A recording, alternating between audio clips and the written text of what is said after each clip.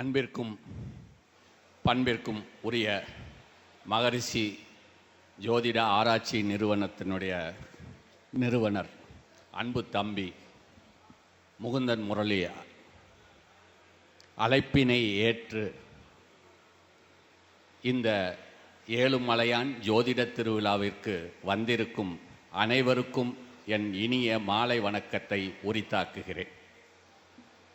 மேடையில் அமர்ந்திருக்கும் துறை சார்ந்த ஜோதிட துறை சார்ந்த அன்பர்களுக்கும் பெரியவர்களுக்கும் என் வணக்கத்தையும் உரித்தாக்குகிறேன். இந்த ஜோதிட திருவிழா என்பது இது 7வது ஆண்டு திருவிழா. எனக்கு நினைவில் இருந்து 2வதுல இருந்து கிட்டத்தட்ட 5 ஆண்டுகளாக நான் கலந்து கொண்டு வருகிறேன். அந்த வகையில் குறிப்பிடும்போது 1ஆம் ஆண்டு, 2ஆம் ஆண்டு, 3ஆம் ஆண்டுன்னு 4ஆம் ஆண்டுன்னு கொண்டாடினவர் 5வது ஆண்டு விழா அப்படின்னு வரும்போது இதை ஐம்பெரு விழாவாக சிறப்பினை ஏற்று செய்தார். அதற்கு அடுத்த வருடம் 6 படை திருவிழா என்று அதற்கு பெயரிட்டு விழாவாக கொண்டாடினோம். இந்த முறை இது 7வது ஆண்டு ஏழுமலையான் ஜோதிட திருவிழா அப்படின்னு சிறப்பு. இப்படி ஆண்டிற்கு ஆண்டாக வளர்ச்சியினை எட்டி செய்வது அவர்களுடைய கடுமையான உழைப்புக்கு எல்லோரும் தருகின்ற பரிசாக அது அமைகிறது. அதனால இது ஜோதிட திருவிழா 7ஆம் ஆண்டு அப்படின்னு போடும்போதே ஏழுமலையான் ஜோதிட திருவிழா அப்படின்னு சொல்லும் போதே எனக்கு மனசுக்குள்ள ஏற்பட்டது, ஏழுமலையானோட எனக்கு கடந்த 2 ஆண்டுகளாக மிகப்பெரிய நெருக்கம் ஏற்பட்டது. அதற்கு என்னுடைய நண்பர் ராஜசேகர் அங்க கோயில் தேவஸ்தானத்தில் இருக்கக்கூடியவர். சரி, இதுக்கு ஏதாவது செய்யணுமே அப்படின்னு சொல்லும்போது ஏழுமலையானுடைய பிரசாதத்தை இவருக்கு கொடுக்கணும் அப்படின்னு முடிவு செஞ்சு ஏற்பாடு செஞ்சேன்.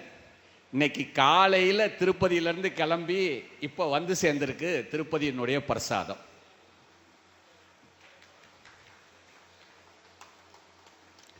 அந்த ஏழுமலையானுடைய அருட்கடாட்சத்து அவருக்கு மிக நிறைய இருக்கு. போன ஆண்டு விழாலே சொன்னேன், முகுந்தன் முரளி எம்எம் சிஸ்டம் அப்படின்னு வச்சிருக்காரு. முகுந்தன் அப்படின்னா அதுவும் ஏழுமலையான் தான், பெருமாள் தான். முரளின் அப்படின்னு சொன்னாலும் பெருமாள் தான், அதுவும். அப்போ எம்எம் ஸ்கொயர்னு சொல்லுங்க, எம் ஸ்கொயர் அப்படின்னு சொல்லுங்க அப்படின்னு.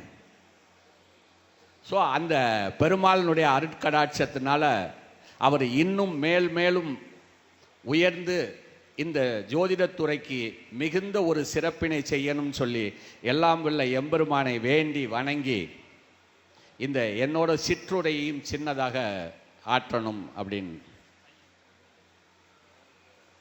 ஜோதிடத்தில் நம்ம எப்பயுமே சொல்லக்கூடிய விஷயம், ஜோதிடம் லேர்னிங் அஸ்ட்ராலஜி அப்படிங்கிறது ஒரு வகை, ப்ரிடிக்டிவ் அஸ்ட்ராலஜி அப்படிங்கிறது அது இன்னொரு வகை.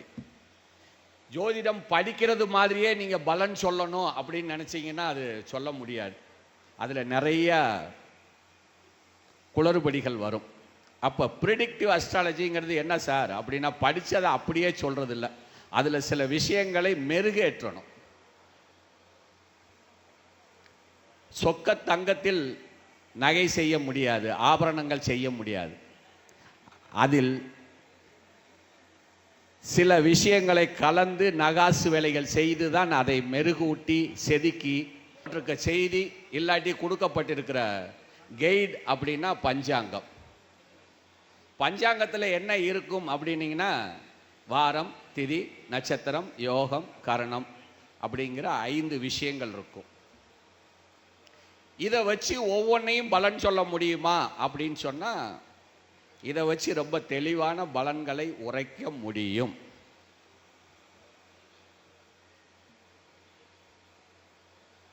இப்ப நண்பர் ஒரு விஷயம் சொன்னார், குமரன்.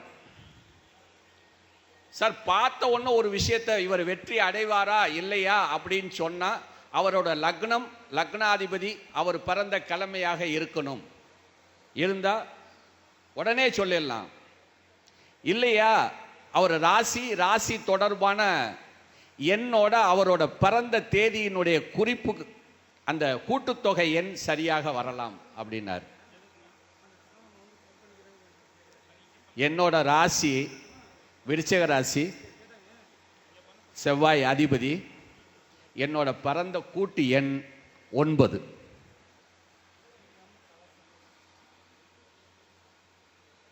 நான் பிறந்தது கும்ப லக்னம்,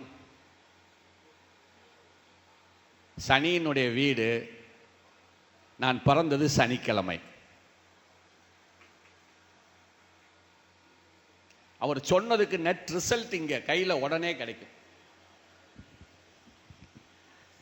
நான் ரொம்ப சின்ன வயசுல அரசு உத்தியோகத்துக்கு போயிட்டேன். 21 வயசு கூட கம்ப்ளீட் ஆகல. நான் போனது ஒரு பெரிய பல்கலைக்கழகம். அப்ப நான் டிகிரி கூட கம்ப்ளீட் பண்ணல, ஒரு டிப்ளமா ஹோல்டர் தான். அதற்கு பிறகு என்னை இந்த இடத்துல வந்து நிற்க வச்சிருக்கு, தமிழ்நாட்டில் ஒரு பெயர் சொல்லக்கூட ஜோதிடராக வளர்த்து வச்சிருக்கு அப்படின்னு சொன்னா அவர் சொன்ன உதாரணம் தான் அது.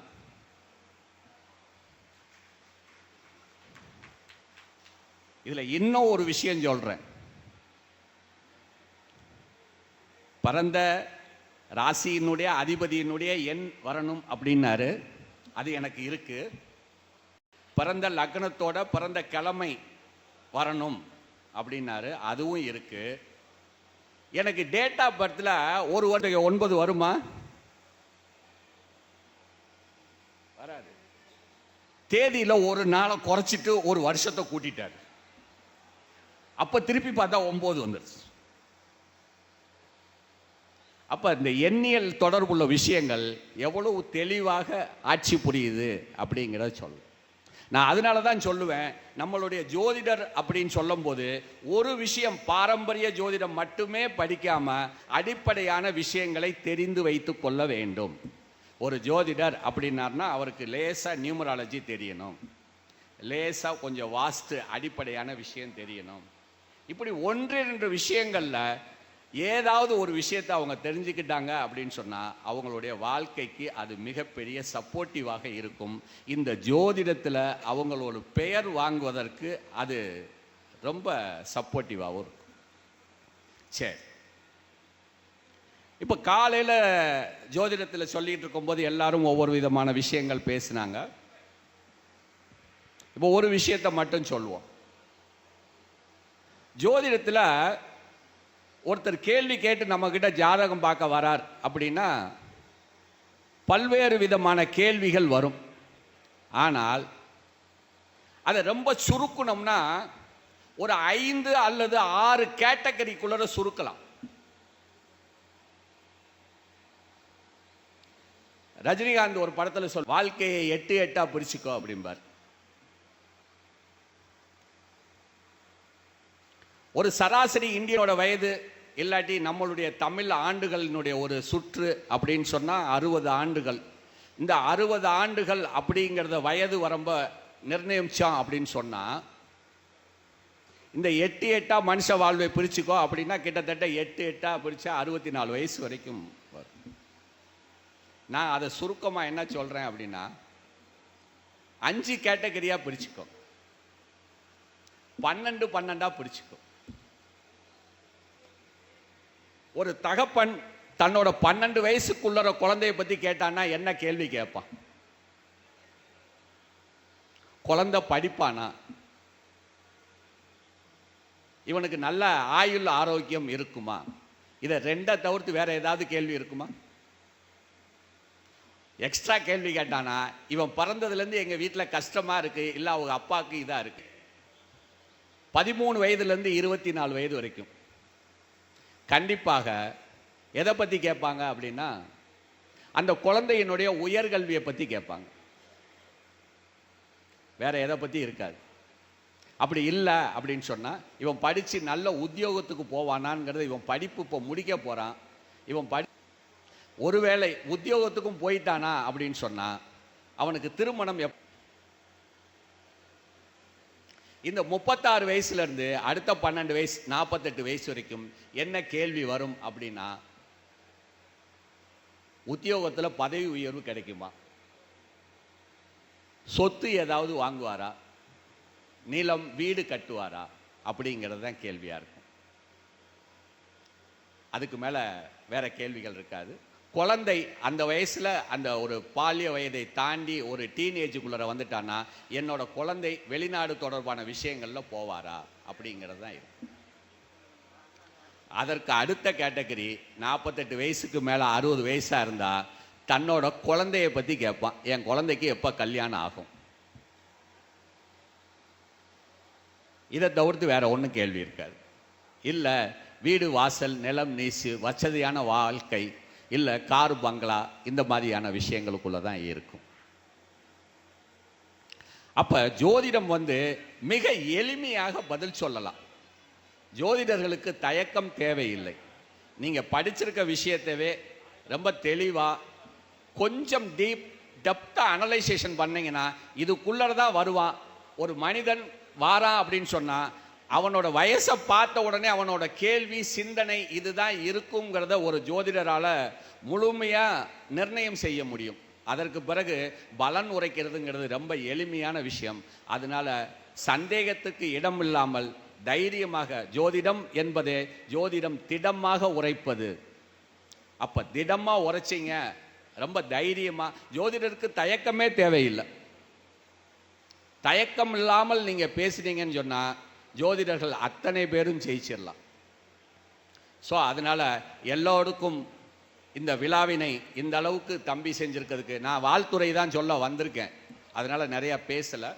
ஸோ அவங்களுக்கும் இந்த விழாவில் கலந்து கொண்ட எல்லா ஜோதிட துறை சார்ந்த ஆர்வலர்கள் மாணவர்கள் எல்லாத்துக்கும் நன்றியினை கூறி, தம்பியும் முகுந்தன் முரளியும் வாழ்வாங்கு வாழணும், இன்னும் சில சாதனைகள் படைக்கணுங்கிறத சொல்லி இந்த விழாவினை ஏற்பாடு செய்து ஒரு குறையும் இல்லாமல் நடத்தி காட்டிய தம்பிக்கு மனமார்ந்த வாழ்த்துக்களையும் ஆசிகளையும் கூறி விடைபெறுகிறேன். நன்றி, வணக்கம்.